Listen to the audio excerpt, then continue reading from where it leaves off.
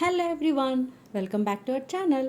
ఈరోజు మనము బ్లాక్ చనాతో ఒక ఫాస్ట్ క్విక్ స్నాక్స్ రెసిపీని తయారు చేసుకోబోతున్నామండి. వీటికి కావాల్సిన ఇంగ్రీడియంట్స్ ఏంటంటే ఒక బౌల్ చాప్డ్ ఆనియన్స్, ఒక బౌల్ చాప్డ్ టమాటోస్, ఒక bowl chopped coriander and 2 chillies. First మనం కడాయి పెట్టుకోవాలి. కడాయిలో 2 టేబుల్ స్పూన్ ఆఫ్ ఆయిల్ని యాడ్ చేసుకోవాలండి. ఆయిల్ వేడయ్యాక ఒక బౌల్ ఆఫ్ బాయిల్డ్ చనాని మనము యాడ్ చేసుకోవాలి.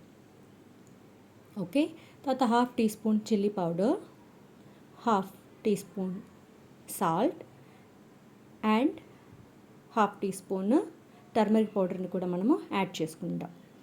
రైట్. సో మనం చనాని ఈ స్టైల్లో ఎందుకు చేసుకుంటున్నామంటే, జనరల్గా మనం చనాని బాయిల్ చేసి ఇచ్చేస్తే పిల్లలు తినరు కదండి. సో వాళ్ళు ఇష్టపడేలాగా మనము పానీపూరి, చాట్ మసాలా ఏ టేస్ట్ అయితే ఉంటాయో అవే టేస్ట్లో మనము చిక్ పీస్ని కూడా ఇలా తయారు చేసుకుంటున్నాం అనమాట. ఓకే, సో ఈ చనాని మనం 2 to 3 మినిట్స్ వరకు లో ఫ్లేమ్లో ఫ్రై చేసుకోవాలి. ఆ తర్వాత చల్లారనివ్వాలి. ఓకే, చల్లారిన తర్వాత మనం ఆల్రెడీ కట్ చేసి పెట్టుకున్న ఆనియన్స్, టమాటోస్, కొరియాండర్ లీవ్స్ని యాడ్ చేసుకోవాలి.